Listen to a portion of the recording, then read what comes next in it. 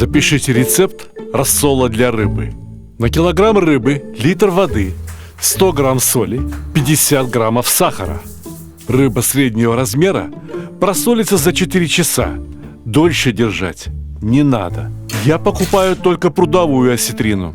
Меня устраивает ее вкус, потому что я знаю, как ее готовить. А дикую осетрину я не покупаю принципиально. Пусть природа восстановится. Кроме того, цена на осетровых из пруда уже не так кусается. Иногда можно побаловать себя и копченой рыбкой, и запеченной. А по большим праздникам приготовить пироги с осетриной. Особые. Записывайте рецепт. Сначала рыбу необходимо закоптить. Многие спрашивают меня, горячее копчение или холодное. Я использую автоматическую коптилку, которая позволяет установить температуру внутри камеры копчения. Я копчу рыбу при температуре 60 градусов. Обычно достаточно 2,5 часов, чтобы рыба прокоптилась как надо. Но если бы у меня была обычная коптилка, я бы использовал термометр для того, чтобы контролировать температуру внутри рыбы. Нельзя ее перегревать выше 60 градусов. Тогда результат получится замечательным. А это зелень, петрушка, укроп, немного кинзы. Но можно взять все, что вы любите. Зелень порубите, а еще как следует промойте 400 граммов риса для суши. Впрочем, можно взять любой круглозерный, мягкий крахмалистый рис, который охотно впитывает в себя влагу. Рис и зелень тоже пойдут в начинку для пирогов. Рыба просолена как полагается, но и рис следует посолить, хотя бы половина столовой ложки соли, и приправить. Иногда сухой рыбный бульон вполне уместен. Впрочем, можно обойтись и без сухого бульона. На 400 граммов риса налейте только 200 миллилитров воды, потому что рис уже напился водой. А кроме того, задача риса – впитать в себя соки, которые будет отдавать начинка в пирогах, чтобы тесто изнутри не размокло. Ведь и рыба будет выделять сок, а еще очень много влаги содержится в зелени, которую мы сейчас, как только закипела вода, должны опустить в рис. Перемешивайте зелень с рисом. Пусть зелень равномерно распределится среди рисинок. А как только увидели, что в кастрюле больше не осталось воды, снимайте кастрюлю с огня и остужайте рис. Разложите его на пищевую пленку ровным слоем. Вы представляете себе, как готовят суши? То же самое мы сделаем с рыбой, которая коптится. Но сейчас рис необходимо разложить таким слоем, чтобы в него можно было завернуть всю рыбу. Вы смотрите дальше внимательно, не переключайтесь. Все самое интересное только начинается. Обмакивайте лопатку либо ложку в холодную воду, чтобы рис не прилипал. И разравнивайте. Получится очень аккуратно и красиво. На самом деле в рис можно было бы добавить и черный перец, и какие угодно специи. Можно добавить даже рубленый чеснок. Но сегодня мы готовим осетрину. У осетрины собственный, очень тонкий вкус, в котором мы вот-вот убедимся. Рыба уже закоптилась, но я не стал вынимать ее из остывающей коптилки. Пусть рыба остынет до комнатной температуры, а мы пока должны направить филейные ножи. И вновь надеваю перчатки, чтобы руки копченой рыбой не пропахли. Вот она, красавица. Полюбуйтесь ее золотистым цветом. Плоть у рыбы не расслаивается, она осталась пластичной. Первым делом необходимо срезать тишу, довольно жесткое брюшко рыбы. Вместе с хребтами, головами и даже шкурой с рыбы тиша пойдет на бульон для рыбной солянки. Полюбуйтесь, ну как же можно выбрасывать такую красоту? Она знаете, какой навар даст? Хорошо, что в филе осетра нет мелких косточек. Его можно укладывать на пищевую пленку целиком, как есть. А если готовить из какой-то другой рыбы, ну, например, из судака, да даже из обычного карпа, то пришлось бы срезать ребрышки, а потом пинцетом удалять все мелкие косточки. Впрочем, на рыбный пирог можно использовать рыбу и мелкими кусочками. Но раз уж у нас осетрина, то грех не приготовить пирог из цельного филе. Обрежьте края, подгоните под форму будущего пирога. Мелкие кусочки я подкладываю в свободные места, а то, бывает, начнешь так пробовать, а рыба настолько вкусна, что трудно остановиться. Ведь рыба уже готова, ее можно хоть сейчас подавать к столу. Но сходить с дистанции не спортивно. Впереди нас ждет самое сложное. Но сложно, когда работаешь только двумя руками, один перед камерой. А если есть помощники, то ничего трудного в предстоящем этапе нет. Нам необходимо свернуть из этих 4 филе нечто вроде конфеты. Одной единой целой конфеты. Но с другой стороны, кто мешает испечь пирог из одного филе? Просто он окажется не настолько величественным, как я задумал, а по вкусу будет то же самое. Следует четко разделять задачи.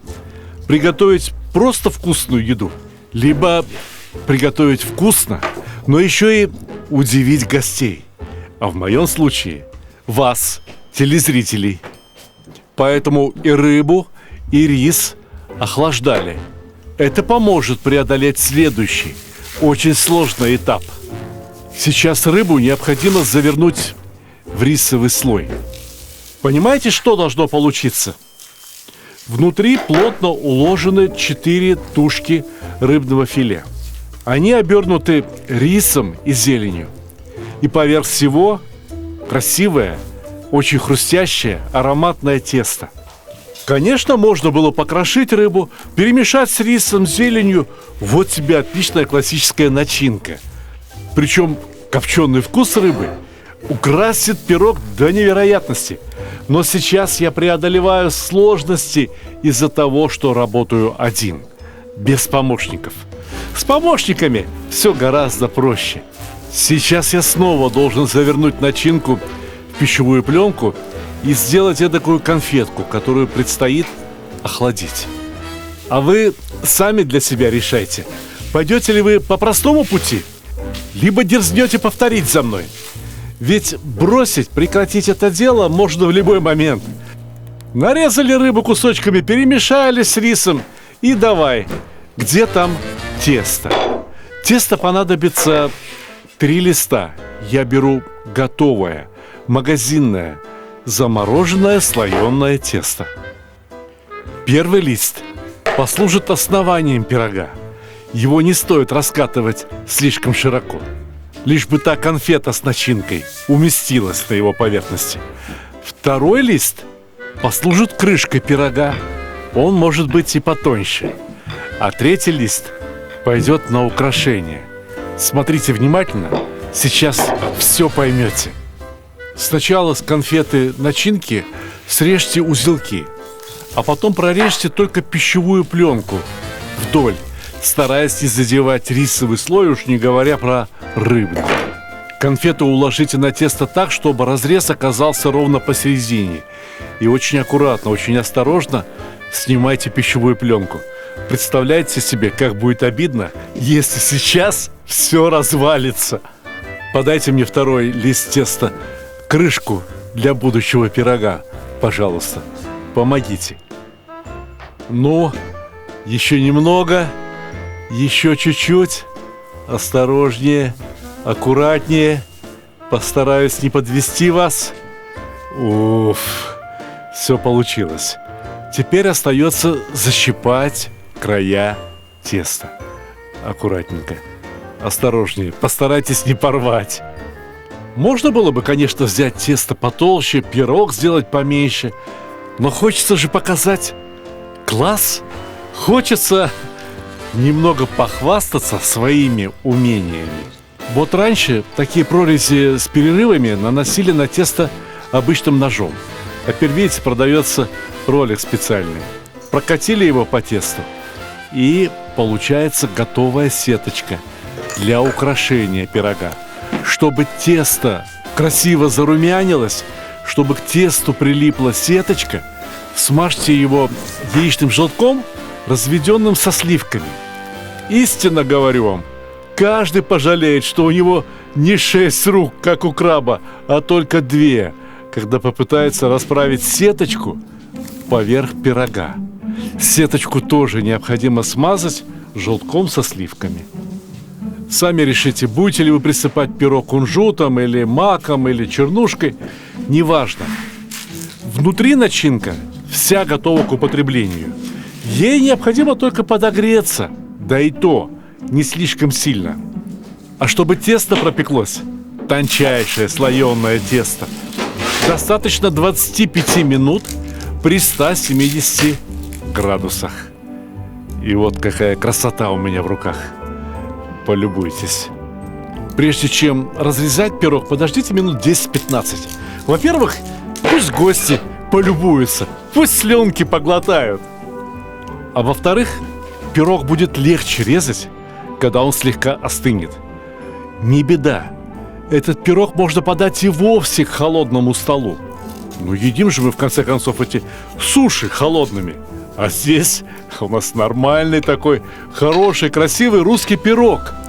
Да, я, Сталик Ханкишиев, стою за возрождение великой русской кухни. Я считаю, что все мои гости достойны по куску такого пирога. А из рыбных остатков, вы помните, тиша, шкура, головы, хребты.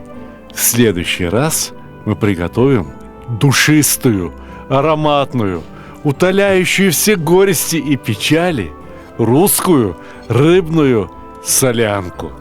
А пока полюбуйтесь красотой этого пирога. Трудолюбие, ум, смекалка, находчивость и предприимчивость лежат в основе успеха любого дела. А уж в кулинарии и подавно. Дорогие друзья, я желаю вам приятного аппетита. А сейчас вас ждет очень важное объявление. В новом году я поставил перед собой новые, очень грандиозные задачи. И мне нужна ваша помощь. Я открыл новый кулинарный канал, предназначенный для интернациональной публики. Пусть люди со всего мира посмотрят на то, что едим мы в России, в бывшем Советском Союзе. Чтобы канал взлетел, необходимо, чтобы у него с первых дней появилось много подписчиков. Сейчас вы смотрите фрагменты из первого ролика, опубликованного на новом канале. А в правом верхнем углу появилась ссылка. Кликнув по ней, вы окажетесь на новом канале. Подпишитесь на него тоже. Я уверяю, что будет интересно и вам, не только иностранцам. Еще раз, приятного аппетита!